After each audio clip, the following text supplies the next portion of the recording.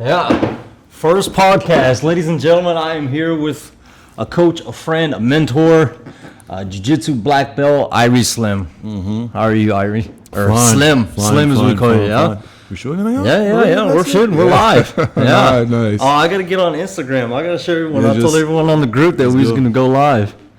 Yeah, so how was practice? What'd y'all do today? Nice day. Just work out with Mr. George. Yeah, Mr. George, I guess. Mm-hmm. So I just all of you are just calling by Mr. George, Mr. Freeman. So nice day, nice workout. We just nice training also. Preparing the tournament for tomorrow. Oh, there's a tournament tomorrow. There's some tournament tomorrow. Oh, so, yeah? 3 guys. All of them they didn't train. All of them for 1 week. Oh, they didn't. So it was one guy that has his arm is broken almost. Whose arms are broken? Bahloul. The other one has been bited by a spider. Didn't try. This Abdulatif. Abdulatif's been bitten by a spider. Yeah. For 3 days ago. That's crazy. 5 days ago. Yeah. So he didn't train.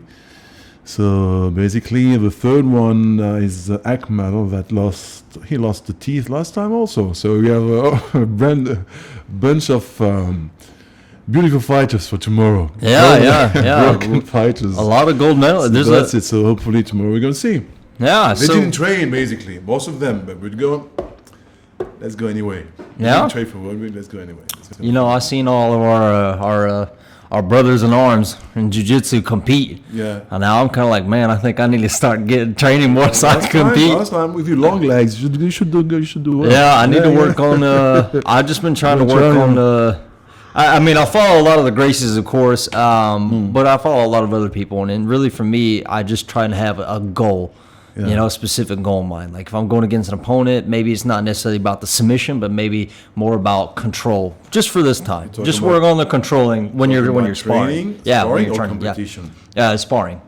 Okay. When you're sparring. Okay. That way, I'm not, because I'm a white belt. I still have a tremendous amount to learn. Of course. So I'm really trying to focus it and narrow it down on the positions and particular techniques rather than going straight for the submission. Yeah, because I think as a white belt, we're so caught up in the idea of, I got to submit this guy, I got to choke him out. If there's position before finishing. Exactly. So you try to secure the position, then eventually think about how to finish the guy. See what I mean?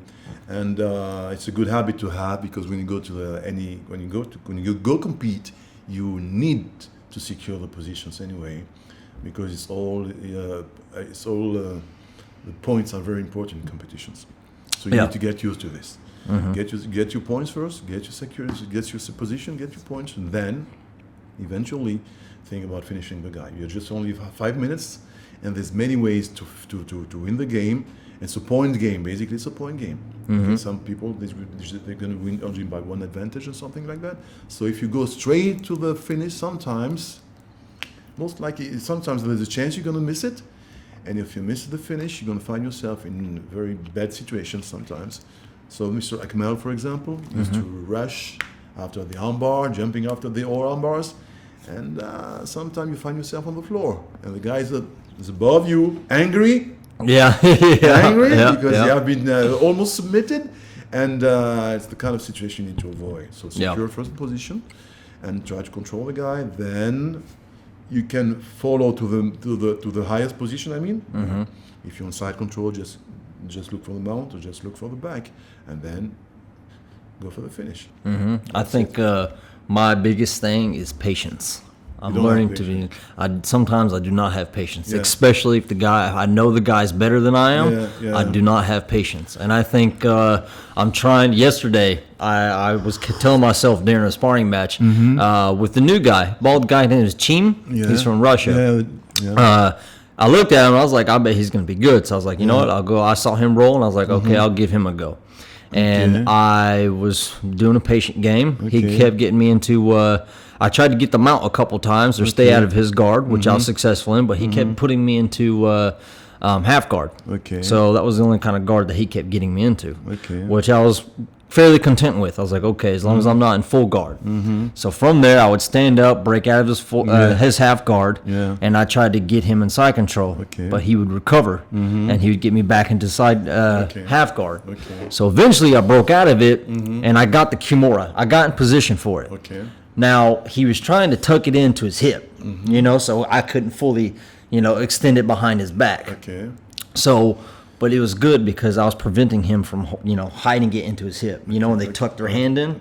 So I pretty much got it, and then I was waiting for him. But I had to use a little bit of strength because I was trying to hip escape out, but it wasn't necessarily working. And so I was like, okay, I'm going to give this one good push. And so I got it, and then I forced it out, and then I hip escaped enough to where he couldn't bury it anymore, and I finally got it, and I submitted him. Cool. So I'm learning patience above all else. Usually patience goes with insecurity and fear. So if you're not patient, it's just because something somewhere is a lack of knowledge, lack of security. Yeah. So it comes. The patience comes with age, comes with experience, and comes with knowledge. You see. So the more you know, the more you learn, the more patient you can become. You see. But at the beginning, of course, because you find yourself in the environment, the situation you are in is. I mean, it's not, you're not used to this. It's just this. You don't have all the elements to analyze the situation, the position. So you became most likely you can become impatient. But with knowledge, with time, with experience, you learn how to analyze the situation and to breathe and smile. This is what I'm telling you. Just breathe and smile and just wait. There's a lot of good competitors out there. I mean, I think one thing I really do, I like gi, but I think for me I like no gi better. I feel like no gi better. I think gi it's very good and it's very technical. You have a lot more things that you can do with it. But for me, in my opinion, given I'm a white belt, but I feel like no gi kind of evens the odds a lot more. So maybe there's a relationship between the love of gi, no gi, compared to the way you feel yourself when you're practicing gi. Maybe there's a relationship with your relationship with patience also, because with the gi, there's a way to slow down the situation a little bit because you have some grip, so you can control. So with the gi, maybe you can, if you want to be patient, maybe with the gi you can learn this. You can learn this. You can learn to be patient because you can control the opponent. So by if you're able to control the opponent, so you're able to breathe and wait and be patient. With the no-gi, the situation is completely different. You don't have grips, you don't have nothing. If you miss any position, you find the guy is just taking you back and just passing your guard. So maybe there's a relationship between the love of one of these with the how you feel, how your patience is. That's it. So maybe there's a relationship between all this. But you need to practice both. I wanted to ask you that. What is why practice both? Like if you're like an MMA fighter and you're going into a competition, what's the importance of practicing both gi and no gi? So if you're practicing MMA, this is something else. If you're practicing Jiu-Jitsu, I'm talking about Jiu-Jitsu, pure Jiu-Jitsu, you need to practice both, because in practicing no gi, you need to react quickly. So you need to be very quick in your motions. And the reactions also. So this is for the no gi. So you need to learn this. So with the no gi, with the kimono, like I told you, you can be more. You have more control of the situation because you can help yourself with the grips. So you need to both of them are very complementary. You see, you can do this and do this at the same time. You need to do both in order to be complete. If you do only one, only jiu-jitsu, only gi, it's okay. But in order to be complete, you really need to do some no gi also. to complete your game. It's a good thing. It's a good thing anyway. Nogi is a very pleasant, feeling. You don't worry nothing. It's almost like you're going to. I just give the comparison sometimes. Just go try to swim with your gi and try to swim with your only. You see what I mean? It's exactly the same. The feeling is the same. So basically. My advice to you is just practice both. Practice both. I get both. And maybe you'll find yourself better in gi than no gi. So maybe you choose, let me go compete in the field that I feel better. Maybe you feel better in the no gi, you're going to go compete no gi. So maybe you have more chance to win in the no gi competition than in the gi competition. You don't know. So try both, and fine. And just. So you need, as far as I'm concerned, you need to practice both. Yeah, absolutely. That's it. As far as I know, concerning the MMA fighters, most of them, they practice in gi. They don't practice, most of them. Except the people, the guy that used to practice no gi, that comes from Jiu-Jitsu, and they going to MMA. So these guys, they used to practice. They're coming from the kimono, from the Jiu-Jitsu.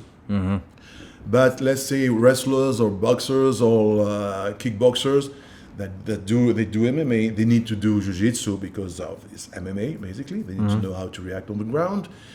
Some of them do jiu-jitsu, with a kimono, but they just do it not from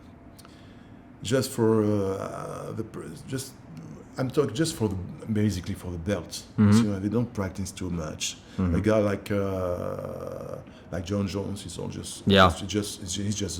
just a blue belt actually. He's a good blue belt. He can finish anyone. In a no-gi competition or in MMA, he's a blue belt. See what I mean?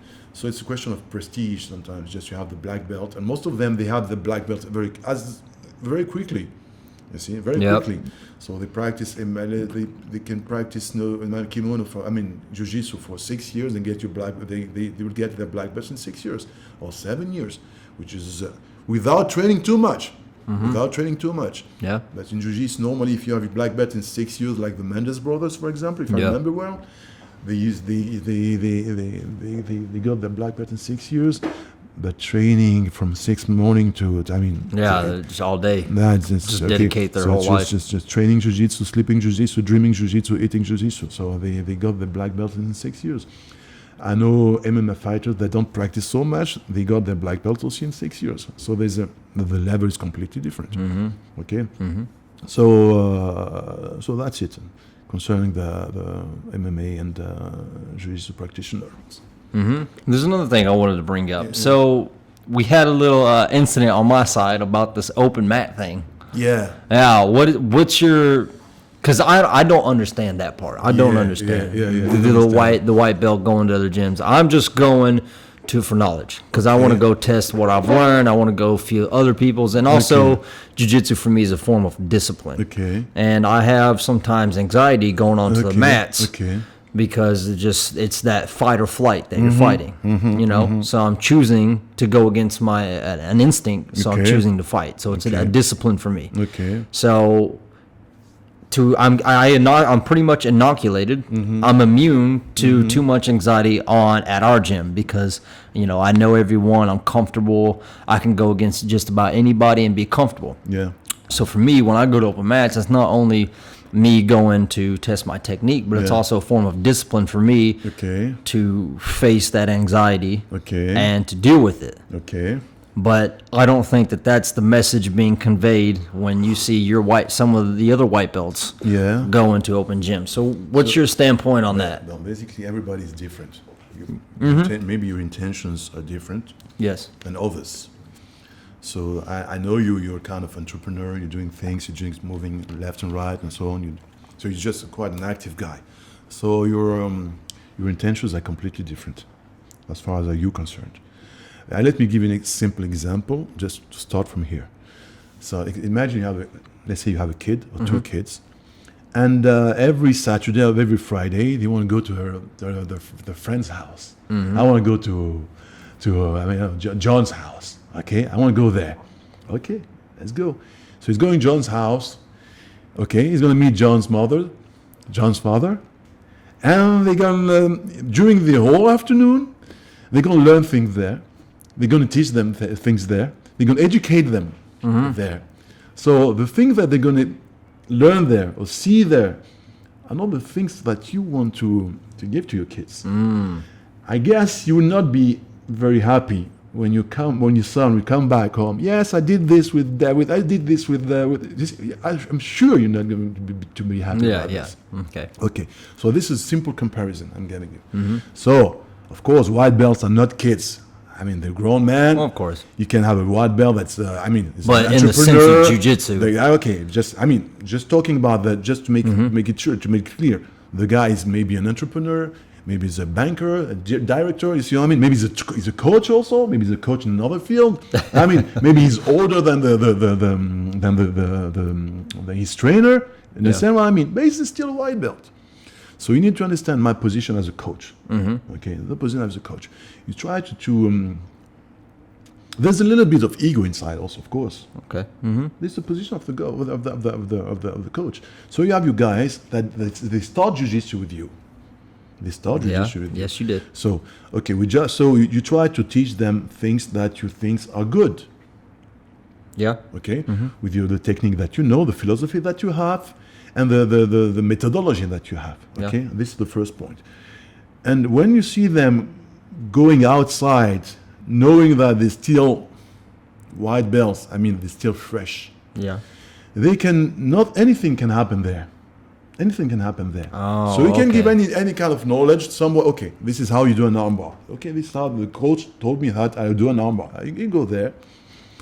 No, the armbar you should do like this. Okay, this is how I used to try to close a triangle. This is how the coach told me to close the triangle. You go there. No, just do it. So as a white belt, as a beginner, and this is it's exactly what's going to happen. You find himself in a position. No, I don't know. The coach told me this, and now this guy is telling me this. What should I do? And it happened. It happened in a white belt mind. Even if the guy is a genius, maybe he's a director, maybe it's something like that in another field, he's still a white belt mind. So the situation is maybe there's a lack of confidence that's going to happen towards his coach. So this is the first point. I'm not afraid about this because I know the techniques that I'm teaching. Yeah, absolutely. So I don't have any issue with this. I know per fact that, let me give you the example of the kids also. You see, when you try when you have some kids, sorry for that example, but I'm following. Your kid will never understand you. Yeah. And the way, the things you're trying to teach him until the day he became a father. Okay, and they have kids at the same time. And that day he will be, oh yes, now I know what my father was talking about. I see your analogy, yeah. You see? So white belt will never understand this. I understand. Until he became one day a black belt, or maybe a coach. Even a black belt, simple black belt, will never understand this. Until he became a coach at one point. Being a coach it's not easy. No, it's not at all. There's so many things to take in consideration. So many things. So someone outside will not see them. But in my place, I know what I'm talking about. Yeah. You see what I mean? Especially when you're teaching, this is not a dojo. I mean, the MMA Fitness Center. It's not a dojo. It's not my place. If it was my place, I have my rules, and you see what I mean? It's not my place, it's the gym. So people are allowed to come and go, whatever. You see what I mean? Whenever they want, however they want. You see what I mean? I'm not allowed to say, no. It's not my place. Yeah. So I need to take this in consideration also. So let's go back to the example of we were talking about okay. So when I was going to talk about this last time, and I didn't. So the first example was the kid that goes out to the house and learn something else and bring it back. You see, as a father or the coach, you're not accept this. I told you last time, guys. Listen, if you have maybe a blue or purple belt or brown belt, it's time. It's not. I will be the one telling you guys go outside, find something else. I will be the one to tell you this. I will be the one to tell you go outside and do this. Okay. Understood? Last time we were talking about, for example, flying arm bar. Okay, I'm 105 kilos. I don't do flying arm bars. Yeah. If I do flying arm bars, it's not my thing. You see what I mean? It's not my thing. I don't practice it. I don't do it. I used to do it maybe 5, 6, 7 years ago, but I didn't do a round bar for 5 years now. So I would be the first one to tell you, okay, there's the one guy there that is doing the flying arms very well. Go there. Go there and learn from him. I would be the one to tell you, go there. You understand what I mean? Yeah. For example, I'm not very flexible, but if one of my students is very flexible, okay, with the legs and so on, I will listen.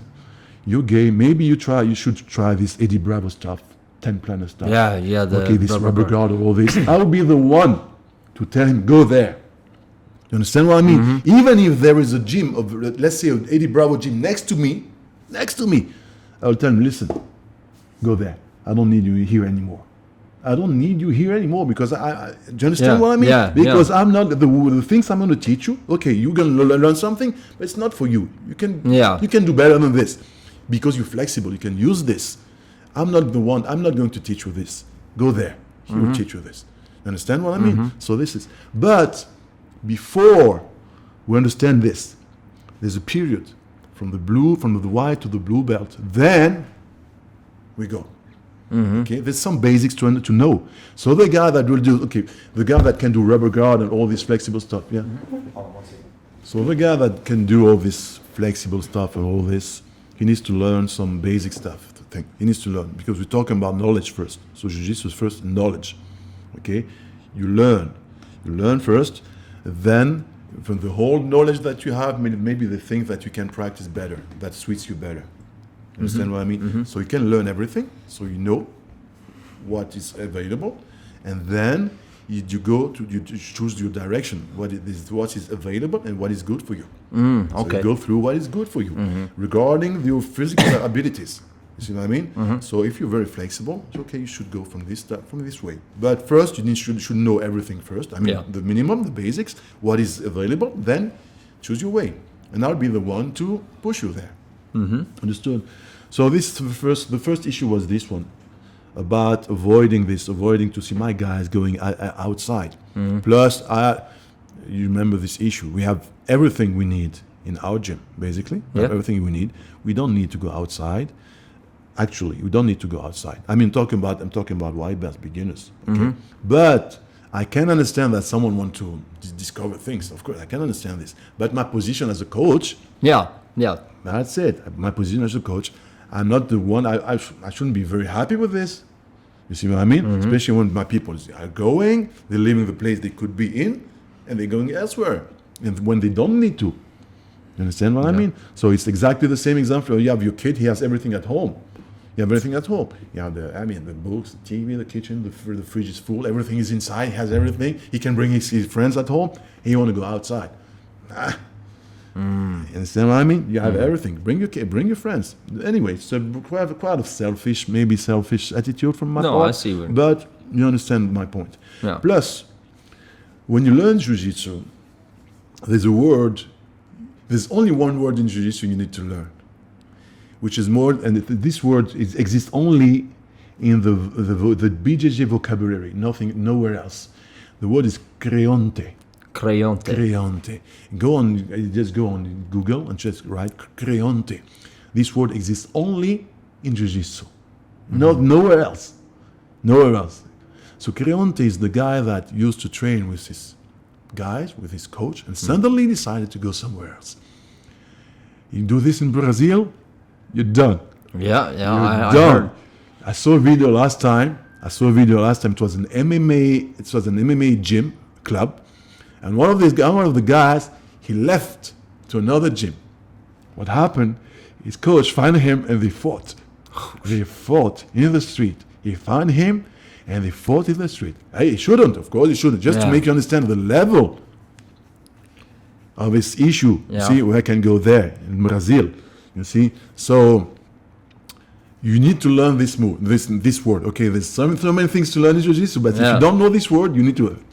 I'm not attached to the Brazilian culture. You see, I'm not the guy who's going to drink açaí or just speaks Portuguese or just listening to Portuguese music. I don't do this.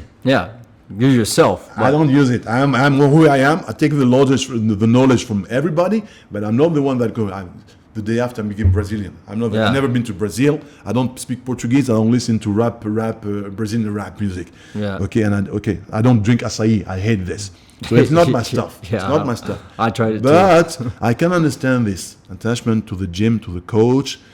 You understand what I mean? So I can understand this. We have some, especially when the coach is giving you everything. Imagine one guy comes, you're giving, basically, as far as I'm concerned, I give everything I have.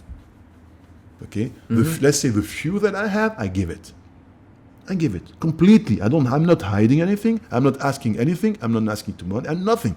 I'm very happy to teach, and I'm very happy to see my guys doing well in competition. Yeah. Even me, submit me. Okay, I try to avoid this as much as I can. Yeah. But armbars are coming. I know my guys. The white belt, blue belt. I know that after 2-3 years, I'm going to get tapped because I just teach them everything. The counters, how to attack, how to counter me already. Yeah. So it's very, very hard for me to finish, and so on and so on. I'm getting older also. I will be very happy. Understand? So this is when you're giving everything you have to a guy, and after 5 years, he decides to go elsewhere because he thinks that this guy is better. This is not good. Yeah. He did everything. Yeah. He gave you your heart, and now you think that this guy is better. No, you're not supposed to do this. You're not supposed to do this. So there's some kind of loyalty. You see what I mean? So that's it. Stay loyal. Okay. And if your coach is good, because I'm not okay with this situation. If the coach is good, he will be the one to tell you go there, go learn somewhere else, take some knowledge everywhere you can. Okay. Because my goal is not to give you to be a copy of myself. Okay. My goal as a father. I mean, same example. Yeah. Every father wants his kid to be better than him. Okay, smarter, prettier, richer. I mean, every father wants this. But the only way to be like this is to let your son go. If you keep it with him, he's going to be a pale copy of yourself. If you don't want this, if you don't want him to be better than him, then you just let it go. But the basic has to be. You need to have some basic first. Understood? When you another example I used to give. I don't know how the word in English, but in French we call it tuteur. Tuteur, it's when you plant a tree, you put something first, so the tree goes a post first, so it goes straight first. So the post is 1 meter, 1 meter and a half. Yeah. Then you know that the tree is going to go straight. So it's 1 meter and a half. That's it. So this 1 meter and a half, this is basically from the white belt to the blue purple belt. Then you guys free to go. It's free even to teach. I mean, if you need someone to teach when you're not here, okay, this guy's going to teach your class. That's it. So this is basically what I have to say about all this about all this issue. Plus another thing, just to make you understand, there's a huge difference between coaching in a dojo, which is your place, and coaching in a place where people are allowed to come and go. Yeah, definitely. I'm sure a lot more frustration. In your dojo, when it's your place, you have a class. You can go there with something in your mind. Okay, I'm going to do this today. This. There's a schedule. There's a program that you follow me. Yeah. Okay, I'm going to do this because we did this last time. And you follow this. But when you're practicing in the gym, when people are lifting weights there, and suddenly he decided to come. Yeah. Can I come? Okay, you can come. You understand what I mean? The guy was lifting weights. The guy was doing Zumba there. He decided to do Jiu-Jitsu. And suddenly he's on your mat. And you have 3 guys like this on your mat. Suddenly. So how are you gonna do your class like this? Yeah. How? So you have some advanced guy, and suddenly you have 3 guys that used to practice Zumba in your mat. So they never did Jiu-Jitsu. They never understand. So So I'm going to do. So in that situation, I find myself, okay, I need to teach this guy. But sometimes I do 3 classes. 3 classes? I remember I did 4 classes in one. 4 classes in one class. I understood? So I just teaching some rolling arm bars from there, and the other side, some hip escapes. In the same class. The same class. So it's very easy. It's not easy to have something that you can follow. So sometimes you find yourself, let's say, unprepared. Unprepared because you're not. because you're not. Because you were going to do something, suddenly you need to do something else. So I didn't come. Understand what I mean? Yeah. So you just just during your class regarding the knowledge that you have already. You see what I mean? So that's it. So this is why I use a lot of concepts when I teach. I use a lot of concepts instead of techniques and concepts at the same time. But I focus most of the time on concepts, because concepts can be understood by everybody, beginners and advanced. Everybody needs it. Everybody needs it. So when I find myself with beginners, people that don't even know how to do a hip escape, and most likely they will not come the day after. So sometimes you teach someone, you spend 1 hour with that guy, and the day after, he'll not come. You see, you spend 1 hour with him, even after if you cross him in the gym, for example, he will not even recognize you. The day before you were spending 1 hour with him. You see what I mean? So basically, this is the whole situation was. But thank God we just figure out how to. Yeah, I understand. But at the end, the thing that you said something that pleased me. You say that you were going there trying to represent your coach, so which is a very I wore my I was very happy to hear this. You see, So I told you, okay, guys, do whatever you want at one point. But the fact when you say this, I was very happy to hear this anyway. I didn't think about it. I didn't think about it straight away. But at the end, I was okay. Yes, it's a good thing. Yeah, why not? And I know I have some guys that will go with this mentality. I know that. You see.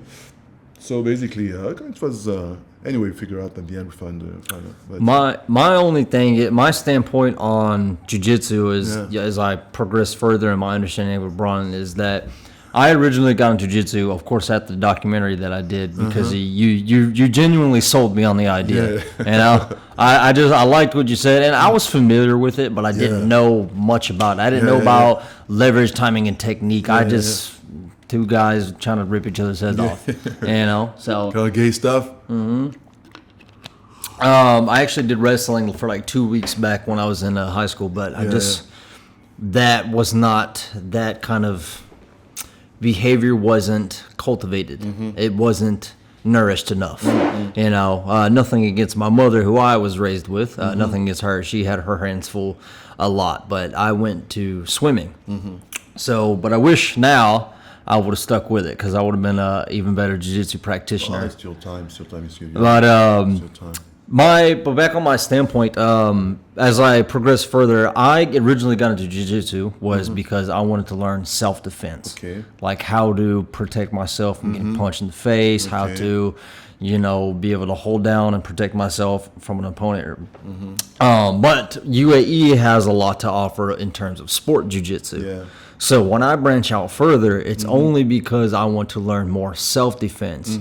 And not so much as sport. Now, I understand that there is some of it that kind of goes, some of the sports stuff can go into, like a street fight, and some of the street fight can obviously go into the sports stuff.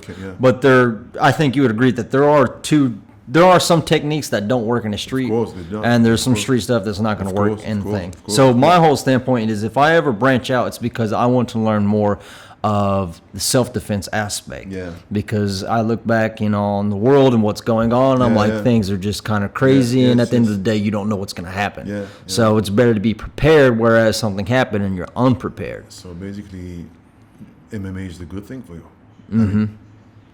MMA is the good thing. I mean, jiu-jitsu, pure jiu-jitsu, it's good, but you need to be very tactical. If you're practicing only jiu-jitsu and you find yourself in a fight, you need to be very clever. Very, very clever. If you don't know how to make a takedown, if you don't have any my takedowns are just trash. And if you do this mistake in the street fight, you find yourself done. And even if you're black belt in jiu-jitsu and you find yourself with a wrestler, if he slams you on the floor, it's done. Okay, and if they make the mistake of pulling guard, for example, that if the guy slams you on the floor, you're done. So there's so many things to take in consideration when you do practicing jiu-jitsu. And basically, it happened to me one time. It wasn't the best souvenir I have At all.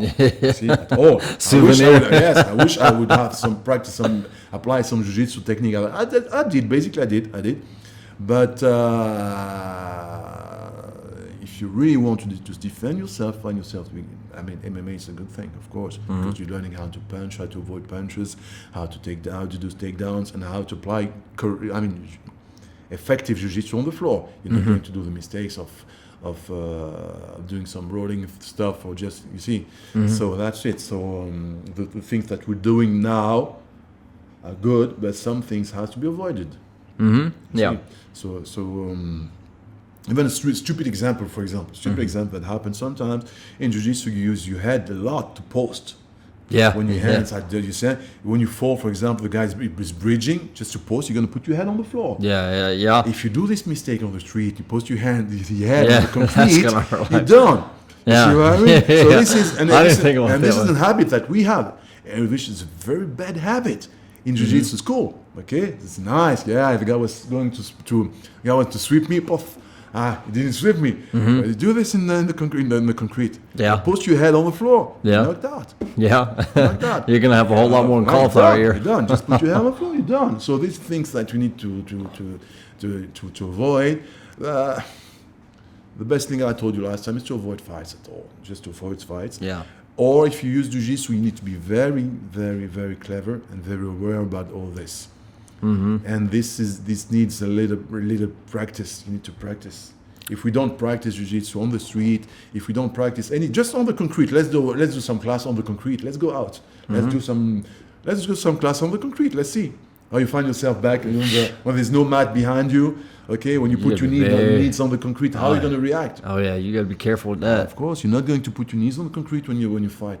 You need to be on your feet. There's so many things. Yeah, so it's a complete different thing. You see what I mean? Yeah. So the things that we're doing is good, but surprises can happen. Huge surprises can happen. The reality, the real world can be very. Yeah. Just putting your head on the floor, get slammed. Yeah. You see, so many things can happen. So it's a game, basically. It's a game. We're just playing a game. So we're just playing a game, and that game doesn't try to not be fooled by that game. It's a game. Yeah. It's a game. That's a good. Okay? That's a good way to put it. We're just playing chess. With that, doing some exercise at the same time. Okay, it's a game. It's a beautiful game. It's the most beautiful game on earth for sure. But it's still a game. Okay, you can surprise some guys. Okay, of course, that doesn't know shit. But anything can happen. Yeah. In the real world. How many jiu-jitsu guys have been slammed on the street? How many? Tons, man. A Tons. lot. They've been hit by baseball bats. Last time this guy I guess he was a Brazilian champion, black belt, Brazilian champion. He get caught in a fight in the street, motorcycle. you say when the motorcycle, they decided, in the car and then the traffic incident. Yeah. See, he was outside his car. The other one was outside the car. They began to argue, and the guy had a gun in his hand. Okay, just a gun. And the other one, he wants for a kind of takedown. Okay, he wants for a kind of. The guy's dead. If the guy's dead. I've always said, because you always come across those techniques where people are like, this is how you take a gun. Yeah. And like sometimes my girlfriend will ask me like if that's jiu-jitsu, and I was like, if somebody is holding a gun at me, I'm just gonna give him what he wants. Even a knife. Yeah, it's just. And I'm a white belt, but I don't have to be a black belt to understand that there's just certain things that you don't do because that's just stupid. Even a knife. I was like, now, if you absolutely have to, fine. Yeah. But still, it's just, if he wants your wallet, just give him your fucking wallet and be done with it. I heard about, there's a martial arts in Congo, they use stones. They have stones. They use stones because in real life, they say the jungle, the people use stones. They use stones. They're just practicing, but with stones. So basically, so if there's any knife or guns or anything like that, there's no more jiu-jitsu. Even with these punches, punch. So black belt, someone used to say this. If a black belt get hit with a punch, he became a brown belt. Second punch, he became purple belt. You see what I mean? 4 punches, kicks, he became white belt. Because there's no more jiu-jitsu. If you're the guy's punching you, elbows on the face, there's no more jiu-jitsu. So if you really want to defend yourself, I mean, MMA is a good thing. Even in a street fight, MMA is not enough at all. Oh yeah, absolutely. Of course it's not. Yeah. It's not. Well, because the rules are completely regulation. different. Last time, I remember also, that guy, the guy is a complete beast. In the cage, he's a beast. Mm-hmm. He's a beast, killing every single one. Mm-hmm. Okay? He get caught in a fight outside. The guy is a beast. The other guy came that never did jiu-jitsu, never did anything. He came with a bat. The guy was almost dead. Okay? Mm-hmm. So, I mean, you understand what I mean? Yep. We're just playing games only, and the reality is completely different. Different. Absolutely. That's it. So you need to be aware about this, and I'm completely aware about it that you're just playing games, but you need to think about it. Yeah. This is a game we're playing, especially in jiu-jitsu. It's a game we're playing. Mm-hmm. So we need to be aware about this. Yeah, that's good. Because I think even when I was doing the documentary with Fidelis, with the women, and I was telling them, I was like, even though that we're showing you things that could happen, don't get that false sense of security and go looking for something. Yeah. You know, there's an old saying, don't go knocking on the devil's door because someone's going to answer. Never. And so I made that very clear, and he did too. I was like, don't go down like dark alleys or wherever bad areas that you know of. I was like, don't go do it. Don't do anything stupid. Don't do it. Yeah. So I can since we're talking, I can. So the story that happened to me, one of the rare stories that happened to me. Usually I don't fight. Yeah. People don't try to fight me because I'm not a small guy, so they just try to avoid. Yeah. So if someone in the street, I mean, just provoke me, I mean, that guy is, he needs to be very confident, you see what I mean?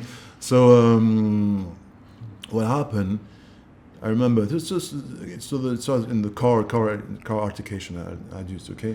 So I was in the car, the guy was in the car, so the street was very small, there was a place for 2 cars, so he decided to stop there, and I decided to stop there. Just tell him, listen, this place for 2 people, just make me space, I'll pass. He didn't want to. So okay, so we just stopped. Just stopped both of us. So I just talked to him, listen, he told me, listen, I'm gonna break you in 2. I'm gonna break you in 2. When I heard this, I was very curious. In my mind I said, let me see how you're gonna do this. I'm curious to know the technique you're gonna use to break me in 2. I wanna see this. Because I'm not a small guy. I'm not a small guy, you see what I mean? Yeah. So let me see this. So the guy, he went out of his car, and the first thing he used, there was bricks on the side. See, he went to the bricks directly. Yeah, because he knows. So he went to the bricks. The first thing, he went to the bricks, and he was going to throw the bricks towards me. So I was obliged to react. I didn't want to fight, but I was... Yeah, I mean, he's got a brick in his hand. At least to block his arm. You see, I just blocked his arm. I was obliged to intervene. From there, he held my beard. He was putting it like a woman. Let's go to my beard. And I was going to the mosque at that time. I was with my direction of the mosque. And I was wearing a jalaba, you call it qamis. Very thin. So he ripped it completely. And he was fighting a woman fight, basically. So he was holding my beard, and I find myself almost completely naked. Thank God I was wearing some underwear under. So I was completely naked. He ripped completely my jalaba, completely. So I found myself in a situation, I was in the street, and thank God that at that time there wasn't Facebook and all this. Otherwise I would have done at least 1 billion views on Facebook. 1 million. At that time there wasn't Facebook. Yeah. I mean, like now. People, they didn't used to have these kind of phones with cameras and so on. Smartphone. So thank God. So I found myself in a position, my only issue was I need to go back to my car. I don't want to fight this guy anymore. I just want to go back to my car because people are watching me almost naked. You see what I mean? So this was my only issue. How am I going to go back to my car? You see? Finally, I find the solution once people came just to separate us. You see what I mean? And I found a way back to my car. So the story is very long, but I'm not going to go through the whole story. Just to say it was a very, From that day, I don't want to find myself in this kind of situation anymore. So that's it. So just avoid this if you can avoid any kind of. Just avoid it. If you can put your ego apart, just do it. That's it. And I know it's not easy. Yeah, it's really not. Try to avoid as much as you can. But the good thing about the jiu-jitsu, like I told you last time, you kind of confidence. You're kind of confident, but that confidence doesn't make you. If that confidence make you arrogant, you're not in the right. I mean, you're going to the wrong way. It's the wrong way. It has to. I mean, you need to become to be very silent, cool, calm, very calm person. So everything has to be. You need when you calm, cool, and silent. Normally, nothing's going to happen to you. No trouble's going to happen to you. No trouble's going to happen to you because you're not arrogant. You're not shouting every. See what I mean? So this is how jiu-jitsu you transform you. You become that kind of person.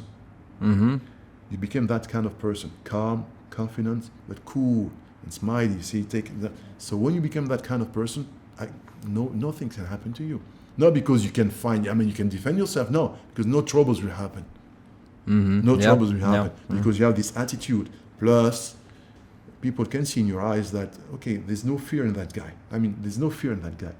So when there's no fear in your eyes, you're confident, you're calm and cool, so nothing can happen to you, basically. You can avoid a lot of troubles. That's it. But if you feel, No, I'm just... The camera will turn off every 30 minutes. Okay. So I got to make sure that I keep an eye on that. That's why I cut earlier. Okay. So that way, when it hits 30, I can cut and then record again, and we can continue. So basically, this is the relationship that we have with the jiu-jitsu. It's thank God, it's a good thing. Thank God. I'm gonna go ahead and cut real quick. Yeah. And then that way. Remember we're talking about one? I forgot actually. I got one. So, how do you determine as a coach? I mean, you have numerous years of jiu-jitsu. Yeah. So, how do you determine as a coach when someone's ready for the next belt? Oh, the question is a good question, but one thing I take in consideration actually now is the way that person apply what I'm teaching. Yeah. Okay. First, okay. If I see the guys that does what I'm teaching correctly, and then goes to competition, for example, just win the competition with the technique that I teach him, I guess that guy is ready for the next one, for the next step. So this is the first thing, how I can analyze the situation. Okay. So this is the first one. How this guy apply the technique I'm teaching to him, and how he apply them in sparring, and how he apply them in competition after this. So this is the first point. The second point, like I told you, this guy can use techniques that I don't teach, that he can learn anywhere on DVDs, on another gym, or by himself, and this technique could be very effective also. So as a coach, I'm able to analyze the quality of the techniques he's using, and the way he's using this techniques. Okay, so this is the second criteria. Should be a third one that I forgot. So the behavior also, behavior in the class, and the behavior in the class, how he's following the class. The most likely actually reading is the way that guy apply the technique that I'm teaching. Okay, because I'll be the one that will give the belt. Okay, so because I'll be the one that will give the belt, I'm going to reward him. I'm going to do it regarding the techniques and the techniques I'm teaching, and understood what I mean? Understand what I mean? Yep. So I'll not be the one. If someone is doing some, let's say, just a simple example, a lot of Eddie Bravo stuff and so on. So, like I told you, he's free to go to Eddie Bravo school and get his belt from that guy. See what I mean? But I'm able also to understand that he's doing well anyway. So if I can even give him the belt. I mean, I'm not focused on only my techniques. Only. Yeah. So this is one thing, and so competition is a very important thing. This is why we just encourage people to go compete. You see what I mean? Because in competition you can distinguish the real. Because some people are very good in sparring, for example. Yeah. They're very monsters in sparring, and when they go to compete, but something else. You see what I mean? Yeah. Maybe the fear or something. A lot of things. Yeah. And some people are not good in sparring. Yeah. And when they go compete, they be like lions, and they win. So we need to distinguish all this. So the competition is very important to understand all this, because you can have a fighter, but you don't understand the person. Who is that guy in reality? You understand what I mean? You don't know this except when the guy is fighting outside. Now you know who that guy is in reality. See what I mean? So this is very important. And one thing that I use, how the guy is playing the game. It's very important for me. Because I told you this is a game. So this is a game. Yeah. There's some rules. So restart. Yeah. So we were talking about how do you know when someone's ready for the next belt? Yeah. And you got to know the person, applying the technique. I think that's an important thing, because I think one thing, and I can't speak for anyone else in particular, but I catch myself not trying to do the things that you teach in class, only because sometimes I'm too infatuated with winning. And when you have that mindset, you're forgetting the importance of training in the first place. Okay. It's to better yourself and the techniques. But when I'm not trying to apply those techniques and I'm resulting back to the basic things that I know, I'm no longer learning. Okay. So essentially I'm shooting myself in the foot. So let me tell you something so you can understand something. Let's go back to the question you told me, you asked me before about the fact that your guy is going to all the gyms, for example, train there and so on. So as far as I'm concerned, for example, our gym, the guy that learned the quicker in our gym actually is a guy that doesn't go anywhere else and that doesn't do anything else except the thing that I'm teaching. The guy is learning very quick. Because I've been training Jiu-Jitsu not for a long time, maybe 12, 13 years now, okay? So I saw everything. I know what is good, what is not. Yeah. So if I give you something, you need to be aware that I'm giving you the best that actually available, let's say, on the field, on the Jiu-Jitsu field. If you trust me, most likely you're going to learn quickly. If you trust me. But you're free not to trust me, of course. You're free to, of course. You're free. You don't. I'm not going to trust that guy. Let me trust the other one. Understood? But as my student, if you take what I'm giving you, which is already ready, which is ready, you're going to learn quickly. But if you don't trust your coach and you go there and there and there and there, your path will be completely. Yeah. You see what I mean? So instead of going a straight path, you're going to reach your point quickly. You're going left, let me try on the left, let me go on the right, let me go behind her. You can find yourself on the, you understand what I mean? Yeah. That's it. And that guy is going very quickly. He's already a step ahead because he's not losing his time going left and right. Do you understand? Do you understand my point? Yeah. This is very, very important. This is very, very important to learn as quick as you can. So that guy is learning, he's tapping every single one, and he's winning competitions also. Okay, the technique that I'm teaching. But if you go left, right, I don't trust that guy, let me try this, let me go there, let me go there, you find yourself confused, you don't know what to do. Understood? So if you've one technique, I told you, I'm telling you, just apply this technique, just do like this. And just thinking, let me try that, let me try that. Okay, you do it. But that guy is already closing his triangle for 1 year. You see what I mean? He's already finished the people and just looking, asking yourself. Okay? So, this is one point. He's going to learn quickly. It doesn't mean that by doing this, looking left, right, you're not going to reach that point at one point. You will, but it will take longer. It will take longer. Okay? So this is why you need to trust your coach because he knows he's a step ahead. He knows everything what is good for you and what is bad. Understood? So these videos on YouTube, I saw them all. This DVD, I saw them almost. I mean, I saw them. I know what is bullshit and what is good. Yeah. So I'm just. You don't need to lose your time. Yeah. It's done already. So take what you see. It's done already. Like I told you last time. Okay. When so let's go back to the question you asked me. So as a coach, if I see that one of my guys is applying what I'm teaching correctly, he doesn't go left and right. He's not asking too much questions. What should I do? He's just applying. And just if he asks questions, asking questions regarding the technique that I'm teaching. I got you. Not trying to complain and just that's it. Yeah. And so as a coach, because I'm the coach, so I'd be happy about that guy, of course. Of course. Yeah. So if you have two kids, for example, one kid is okay, daddy is just listening to you on this, and the other one is Yeah, I got you. I'm with you. Of course, you're gonna love this one better, and you're gonna reward this one better than the others. This is normal. Understood?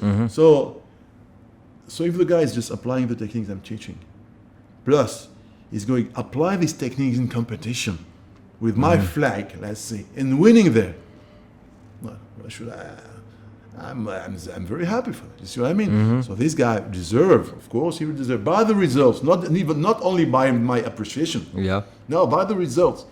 He went there and he won. Understood? Not because I love him, okay, this guy is cool because I love the other one. Okay, no, he won. So this guy deserved it, for sure. So this is one thing. Another thing that I forgot, let me try to remember. Okay, this is one thing. I forgot already. I forgot the third one. I was talking about something. Maybe I will remind it. The belts. Yeah, we were talking about belts, but there was another point I want to talk about. But anyway, so this is one thing. So, and the maturity how the people for the rolling, for example, when people rolls, when the guy is playing I was talking about playing the game. The guy is playing the game. I like people that are playing. You see, when I see that the guy he understood that this is a game. There's some rules, techniques, and rules. There's some, and he's trying to play the game. So I can see that he understood already that we're playing a game here. We're not fighting, just playing a game here. Understand what I mean? So this is one point. So I used to give this example. Let's say you bring a wrestler to our mat. The wrestler goes to the mat. So that wrestler I can be beat, even I was black belt. Okay, I can be beat by a wrestler. It happened. It happened even in the last ADCC. The guy is a blue belt. He smashed black belts. Black belts that have already my four world championships already. You see what I mean? These guys, they are, multiple time world champions. And that guy he's doing jiu-jitsu for 4 years. He's a black belt. He's a blue belt. He's smashing people. It's crazy. It's crazy, but he's a blue belt. So it's a blue belt. It's not because he won as a blue belt. He won the black belt that is a multiple time world champion that he deserves the black belt. I'm not going to give him the black belt the day after. Do you understand what I mean? Yeah. Because this guy here is playing jiu-jitsu. The other one is playing wrestling. It's not the same game. Even if that guy is just beating the other one, it's not MMA or something like that. He's not playing jiu-jitsu. He's winning by using wrestling is still the ground fighting. But he's not using the jiu-jitsu rule, the jiu-jitsu code that we know as a game. Understood? So there's a difference between that guy and the other one. So if I find, for example, I have a wrestler in my class and another jiu-jitsu guy in my class. They're both training jiu-jitsu. But this guy's a wrestler, and I saw that this guy is using a lot of strength. Lots of all the techniques, and he's beating that guy every single time. Yeah. But I see that the other guy is just trying to apply techniques. You see what I mean? He's trying to apply techniques, jiu-jitsu. He's trying to play the game, but he's losing anyway. But he's trying to play the game. I would give the belt to that guy.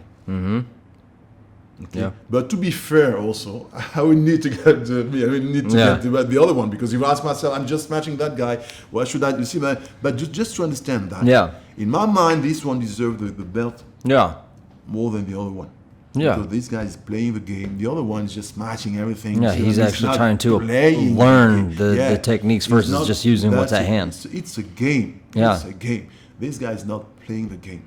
Even if he's winning, he's not playing the game that I want him to play. Understand, right? Mm-hmm. So this is how I figure out everything about the promotions. So the guy has to be, first as a coach, the guy has to be respectful. You need to respect your coach, of course. Yeah. If you expect something from him, you need to respect your coach, for sure. Mm-hmm. If you expect something from him, you need to attend the class and apply the technique that he's teaching you. Mm-hmm. This is normal. If you expect anything from him. If you don't do all this, so maybe you can find another coach somewhere else. You see what I mean? Mm-hmm. That will do it. That will give you what you deserve. Mm-hmm. Okay. So this is the main points actually now. Mm-hmm. Maybe other one I remind you maybe later. Yeah. I will tell you. Mm-hmm. So actually this is so it takes time. It takes you need to have a good relationship with your coach. Yeah, absolutely. If you expect anything from him. If you don't have any good relationship with your coach, I mean, find another place. I like that though. I like the good relationship. I mean, with me and you, and just the guys in general, because I like to have fun. Yeah. I talk a lot of shit when I'm in practice, but they all know it's just had a fun and But games. I don't care about that. You see, man, as long as everybody, you see, you can come late. You can. I don't care about all this. Yeah. I don't care about all this. So this is we just see. I'm very cool, Relaxed. smiling, relaxed. I don't have any quotes. I don't use only quotes. I don't like quotes. Yeah. You know what I mean? So just double to that. I don't love this. We're just playing. We just focus on jiu-jitsu. The rest is for me. The rest is bullshit. Yeah, because we're all there for that purpose, so might as well just focus on it. We're not ninjas. We're not doing. It's not. Jiu-jitsu is not a religion. I mean, you know what I mean? It's a game. We're just playing a game. Okay, there's the rules during the fight, during the games, but it's not a religion. Okay, it's not. I mean, it's not an army. You've not been. You understand what I mean? Yeah. So just be cool. As long as we respect each other, this is what I need. Nothing else. Nothing else. I'm still trying to remember one point. Maybe it should come now. It should come naturally. After the podcast, you'll remember it on your way home. You'll be like, call me. By the way, put. By the way, yes. So this is the main thing in the rewarding about the belts and so on, which is not. I mean, it's not an. Yes, I just remind. So. For example, if I give a blue belt to someone, it's a responsibility. See what I mean? I mean, okay, you're a white belt, I give you the blue belt. Doesn't mean that you're a blue belt. It means now, okay, I'm going to give you the responsibility of your blue belt. Try to be a blue belt. And you understand the difference? Yeah. Okay, try to be a blue belt. Okay, it's okay. If I give, let's say, the guy's the blue belt. Okay, now you're going to become a purple belt. Okay, I give you it's almost I'm giving you the keys of the now. You know, you were driving I don't know, you're driving a Kia. I'm going to give you now another car, a best car. Okay, this is the keys. Now try to drive this one and try to avoid to make any accident. See what I mean? So I give you the purple belt. Now this is the responsibility. Now you have the responsibility of the purple belt. You understand? So go ahead. And try to assume this responsibility as much as you can, as good as you can. So this is how I think that's the whole thing. Yeah, That's it. definitely makes sense. I mean that's it's good that you're my first on the first episode of my podcast. Yeah, I'm here. I definitely always more insight into the jiu-jitsu, and I think one of the most important things that's overlooked in jiu-jitsu is that it's probably the best workout I think I've ever had. It is. I even struggle with it because I'm so worn out after jiu-jitsu and I want to go lift weights and I'm like, man, like I just lifting weight after jiu-jitsu. Yeah, I'm like, man, I'm tired. You can do I know, but sometimes I'll be 27 the 29th of this. I'll be 27 the 29th of this month. So I'm getting old. Already, I'm starting to catch up on me, huh? All that partying. Yeah. No, but definitely, it's a good workout. But I mean, more importantly, I think it's good workout for my mind as well. It is. Because, like I said, it keeps me sharp. It keeps me disciplined. Of course. It's like, man, I don't want to go, but I got to go today. And then on the way there, I'm I'm thinking like, man, I kind of getting that anxiety a little bit, that kind of almost fear in you about, oh man, I don't want to get hurt or I'm going to get smashed. And then you're like, you know what, let's just go. Yeah. Let's just focus on the goal at hand just to get better. And I think that's one of the most important things for me is because it keeps me sharp. Let me ask the question now. How did your life change since you're doing jiu-jitsu? My life has changed. Mindset and everything. Well, not a lot of people know this about me, but I have anxiety. Okay. So I think of very stupid things, and sometimes it makes me like flinch. Okay. It's kind of a revealing thing to put on a podcast. But so jiu-jitsu really has kind of helped me be more confident. Okay. Confident. Now, I don't use that in the term of false sense of security by any chance, but definitely more confident, more relaxed, more analytical of people. I mean, I always think that people are interesting. You know, if you just kind of look at somebody and they don't know it, that sounds creepy. But what I mean is people do weird behaviors, and I think that jiu-jitsu is a good way of you kind of like, what would happen if this guy swung at me? Like, what would I do? Which is kind of silly and ridiculous if you think about it, but I think everyone does it. Yeah. I think everyone does that. So what about the feeling when you go to a place full of people and you know that you're the only one that have that knowledge, that knows that secret? You know what? I'm glad you asked me that because I don't flaunt it. I don't flaunt it. I don't flaunt it, and I don't let it get to my head because I believe that it'll come back and it'll bite me in the ass. And I don't want to be that guy who's talking all that shit, and then somebody comes and puts my ass in the dirt because that is the most embarrassing thing. It can happen, but the feeling about that, you have that knowledge. Then I feel like, well, for one, I'm pretty smart. So, I mean, I would say, you know, if I don't really put myself in positions that I feel like are going to be, like I don't go to clubs, I don't go to like bars, I don't go drinking that much. To me, that's just asking for something just stupid to happen.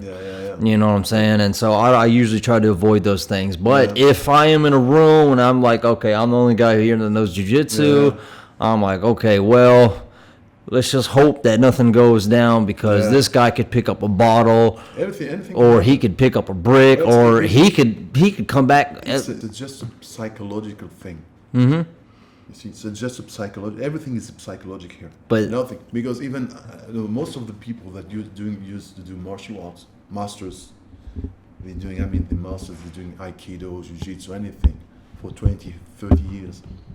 Most of them, they never use their martial art. Most of the time, when you're practicing martial art, you never use it in reality. Oh, yeah. You just practice in your dojo, but outside your dojo, maybe you can spend 40 years without using it. Physically, I mean. But you're using it because it gave you something. For sure. I mean, there's something that has to happen in your mind, in your body, in your soul, that changed you. Even if you don't fight outside, something is happening.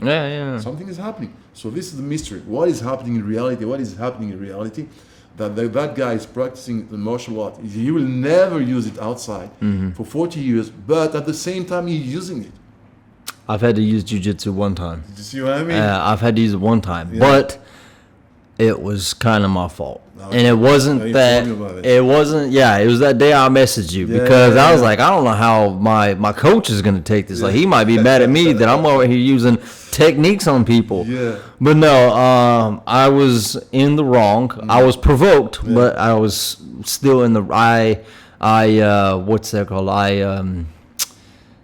Not humored. What's the word I'm looking for? I obliged him. I guess that's not the exact word. But anyway, I was provoked, but I could have avoided it. Yes, but because it was with my good friend and ego. It's like, that's what it was. Yes, I knew what I was up against. I was like, okay, I'll take it. You know, I'll take that ticket.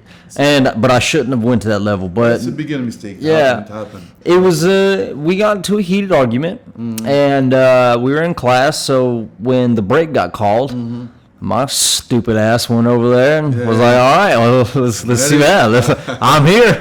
He was yelling at me on the phone. I was like, "All right, we're gonna see how much you're yelling."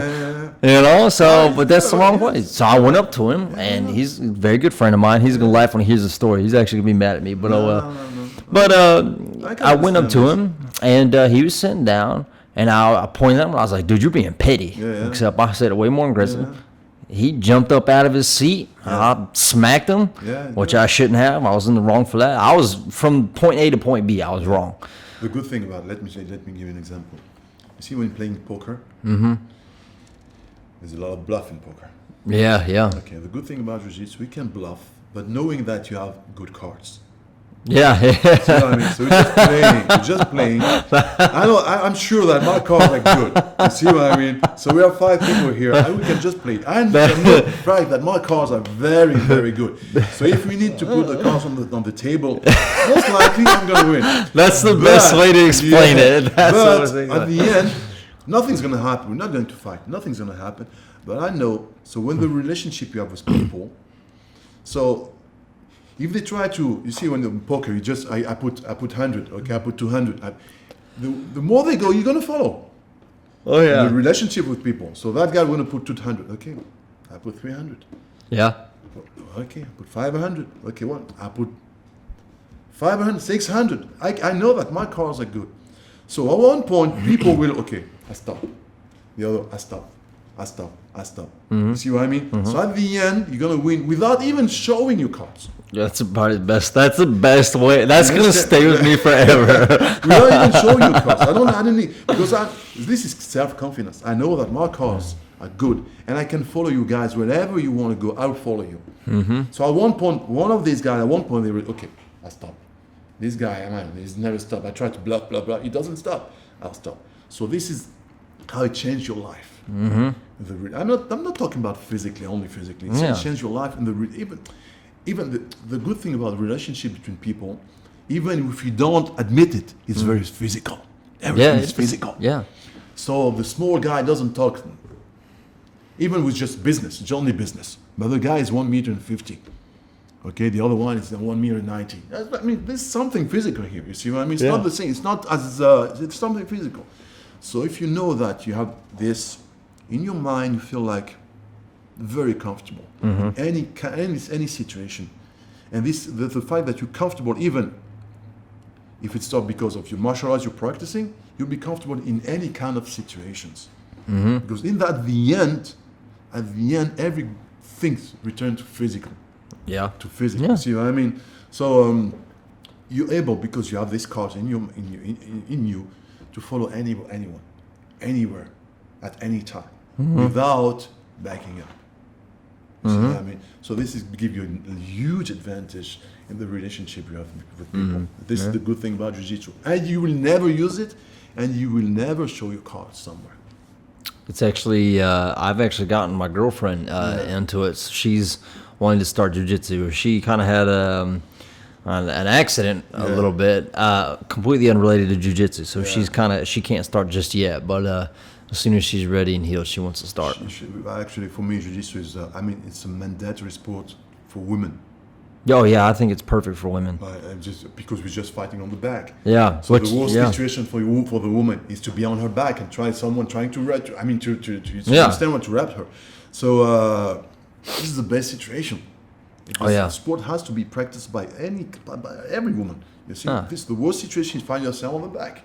Yeah. See, and from here, plata can be applied, triangle can be applied, arm bars, anything can be applied. You see what I mean? I was like, you could choke somebody with a t-shirt. She can take the back, she can choke the guy, and a woman can choke anybody. Yeah. Even a small woman can choke even my kid. I remember my kid was 7 years old. When he applied the choke behind my neck, that's it. It's locked. It's locked. Yeah. It's locked. You see what I mean? So imagine a woman when she's locked, it's locked. I had a very big friend, very big guy, and he was like, he doesn't know much about jiu-jitsu, but of course when I was in college I was talking about it because I just kind of discovered this, and I was like, man, there's a rear naked choke, and it's very difficult to get out of, but once it's locked, yeah. Like you're not going to be able to pull it out. And he's like, no way. Yeah. And he's like, let me see. I was like, okay, I'll just give you light pressure, let me get my grips in. Yeah. And I applied it, and I was like, I'll give you light pressure. So I gave him enough, and he tried as hard as he could, and he get out of it. He couldn't get out of it, and I was like, only have 3-5 seconds. Yeah, and I was like, if I was to hold on any longer and actually squeeze, you'd go to sleep. Yeah. So it's I recommend jiu-jitsu for the woman for sure. It's an amazing sport. It's an amazing sport. So for the woman, it should be mandatory, because the worst case in the mistake they're doing now, they're thinking that they can punch. So in the gym, for example, they don't want to practice all this. It's just practice boxing. It's just boxing and kicking.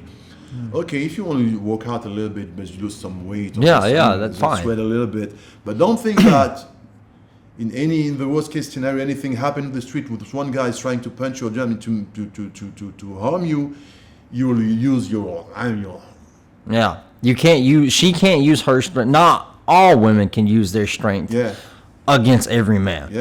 There's rare circumstances and different occasions or whatnot, but ultimately you're not going to. But a man who is trying to do something terrible to you, his goal is to get between your legs. Of course. So at the end, you have the advantage because he's not going to know what's coming. Kimuras, arm wrestling, emplatas, take the back, arm drags, all that. So, But I don't know. They prefer to boxing. I think it's just because that's what the normal is, and that sense of the world, and they probably get it mixed up with mixed martial arts like UFC. I think this, and plus they tend to follow men. They just want to, see what I mean? So it's a way to show themselves that